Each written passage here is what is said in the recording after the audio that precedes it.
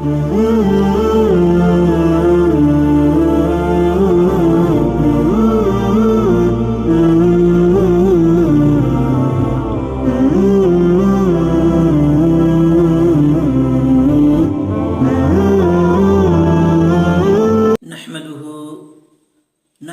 ونصلي ونسلم على رسوله الكريم أما بعد فأعوذ بالله من الشيطان الرجيم بسم الله الرحمن الرحيم ألا إن أولياء الله لا خوف عليهم ولا هم يحزنون آمنت بالله صدق الله المولانا العظيم.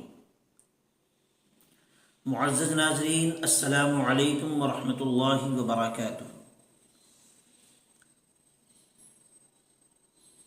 بحمدہ تعالی و بتوفیق الہی آج جس موضوع کو لے کر میں حاضر ہوا ہوں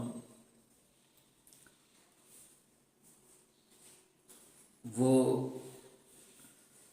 حضور مخدوم اشرف جہانگیر سمنانی رحمۃ اللہ تعالی علیہ کے اقوال ذری ہیں، جن کی عرس کی تاریخ 28 محرم الحرام ہے.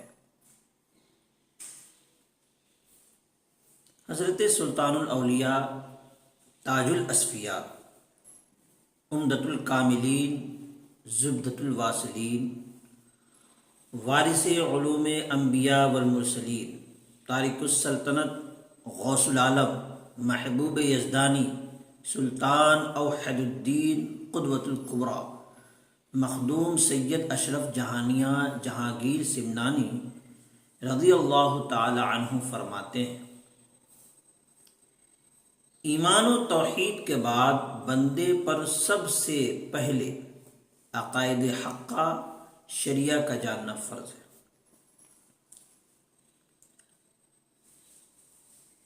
ایمان و توحید کے بعد بندے پر سب سے پہلے عقائد حقہ شریعہ کا جاننا فرض ہے.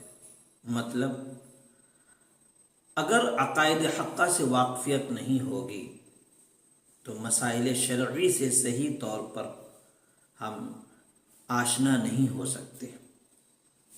مسائل شرعی سے آشنائی کے لیے یہ ضروری ہے کہ عقائد حقہ کی صحیح واقفیت ہو.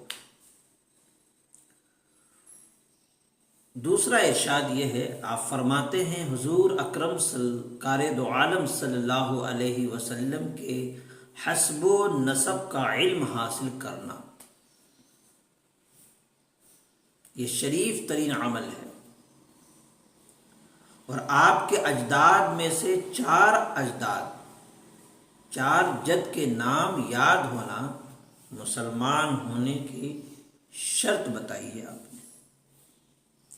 ظاہر سی بات ہے، جس مذہب کو آپ مانتے ہیں اس مذہب کا آئیڈیل کون ہے یہ جاننا بہت ضروری ہے. ان کا خاندانی بیک گراؤنڈ کیا ہے یہ جاننا بہت ضروری ہے، چونکہ آپ ڈیپینڈ کر رہے ہیں ان کے اقوال پر، ان کی سیرت پر، ان کے کردار پر. آپ کو گزار نہیں ہے اپنی سیرت انہی کے اقوال کی روشنی میں، انہی کے کردار کی روشنی میں، اور انہی کے کردار کی روشنی میں ہی زندگی گزار کے قرب خداوندی آپ پا سکتے ہیں. تو یہ ضروری ہے جاننا کہ جس ذات کو آپ مانتے ہیں اور جس ذات پر آپ نے ایمان لایا ہے ان کے آباء و اجداد کے نام کیا ہیں. ایک مسلمان کے لیے جاننا بہت ضروری ہے. تیسرا، آپ نے ارشاد فرمایا علم حاصل کرو. کیوں؟ اس لیے کہ ظاہر بے علم شیطان کا تابع دار ہوتا ہے. انسان متقی ہو جائے، پرہیزگار ہو جائے اور خوب زہد و تقوی کا دعویٰ کرے، لیکن اس کا تقوی، اس کی پرہیزگاری اللہ کو کس طور پر پسند آئے گی نہیں آئے گی یہ علم کے حصول پر ڈیپینڈ کرتا ہے. جب انسان علم حاصل کرتا ہے تو تقوی کی بھی سمجھ آتی ہے، جب انسان علم حاصل کرتا ہے تو پرہیزگاری کی بھی سمجھ آتی ہے، جب انسان علم حاصل کرتا ہے تو خوف خدا کا بھی شعور اس کے اندر بیدار ہوتا ہے، اور جب انسان علم سے خالی ہوتا ہے تو خوف خدا کا دعویٰ تو کر سکتا ہے لیکن اس کے اندر شعور پیدا نہیں ہوتا۔ اسی لیے حضور مخدوم اشرف جہانگیر سمنانی رحمۃ اللہ علیہ فرماتے ہیں علم حاصل کرو کہ زاہد بے علم، یعنی ایسا زاہد جس کے پاس علم نہیں ہے، کہتے وہ شیطان کا تابعدار ہوتا ہے۔ اور پھر آگے کہتے ہیں عابد بے فقہ کمہار کے گدھوں کی طرح۔ اگر انسان عبادت گزار ہے، رات دن عبادت کرتا ہے، صبح شام عبادت کرتا ہے، کوئی نہ فرض چھوٹتا ہے نہ اس کی کوئی نفل چھوٹتی ہے، وہ عبادت میں لگا رہتا ہے، تہجد گزار ہوتا ہے، اشراق کی پابندی کرتا ہے، صلاۃ الضحیٰ کی پابندی کرتا ہے، صلاۃ الاوابین کی پابندی کرتا ہے، لیکن اسے مسائل شرعیہ سے واقفیت نہیں ہے، تو ظاہر سی بات ہے جب مسائل شرعیہ سے واقفیت نہیں ہے تو اپنی عبادت کو صحیح طور پر انجام نہیں دے سکتا۔ وضو کا علم، نماز کی صحت کا علم، قرآن کی صحت کا علم جب تک انسان کو نہیں ہوگا اپنی عبادت کو پائے تکمیل تک نہیں پہنچا سکتا۔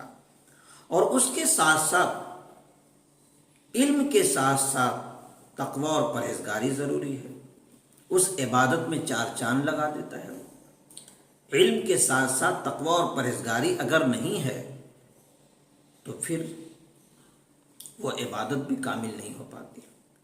اس لیے مخدوم اشرف جہانگیر سمنانی رضی اللہ تعالی عنہ کے قول کے مطابق، آپ کے ارشادات اور فرمان کے مطابق، ہمیں اللہ پر ایمان لانا، رسول اللہ صلی اللہ علیہ وسلم پر ایمان لانے کے بعد عقائد حقہ کا جاننا بہت ضروری ہے۔ بعد وہ سرکار دو عالم صلی اللہ علیہ وسلم ہمارے لیے رول ماڈل ہیں، ہم ان کی زندگی اور ان کی سیرت کے مطابق زندگی گزار کر کے ہی قرب خداوندی پا سکتے ہیں، تو آپ کے آباء و اجداد کا نام بھی ہمارے لیے جاننا ضروری ہے تاکہ ہم دوسروں کو بتا سکیں کہ جس شخصیت کو ہم مانتے ہیں وہ کتنی پاک نسل اور پاک نسب سے آئے ہیں۔ اس کے بعد سرکار مخدوم اشرف جہانگیر سمنانی رحمۃ اللہ علیہ کہتے ہیں، علم پر زور دیتے ہیں کہ علم حاصل کرو، اس لیے کہ علم کے بغیر نہ عبادت قبول ہے نہ تقوی اور پرہیزگاری قبول ہے۔ علم کے ساتھ ہی یہ دونوں چیزیں جب ہمارے اندر ہماری زندگی میں شامل ہوتی ہیں تو اللہ تبارک و تعالیٰ کی بارگاہ کی صحیح سمجھ آتی ہے، قرب خداوندی کی صحیح سمجھ آتی ہے، تب جا کر کے ہم اس کے لائق اپنے آپ کو بنا پاتے ہیں کہ ہم اس کی عبادت صحیح طور پر کر سکیں۔ رب العزت کی بارگاہ میں دعا ہے کہ مولا کریم اپنے فضل و کرم سے اپنے حبیب پاک صلی اللہ علیہ وسلم کے صدقۃ فعل ہم سب کو کہنے اور سننے سے زیادہ عمل کرنے کی سچی توفیق عطا فرمائے۔ وما توفیقی الا باللہ، لا الہ الا اللہ، محمد رسول اللہ صلی اللہ تعالی علیہ وسلم، وما علینا الا البلاغ۔ السلام علیکم ورحمۃ اللہ وبرکاتہ۔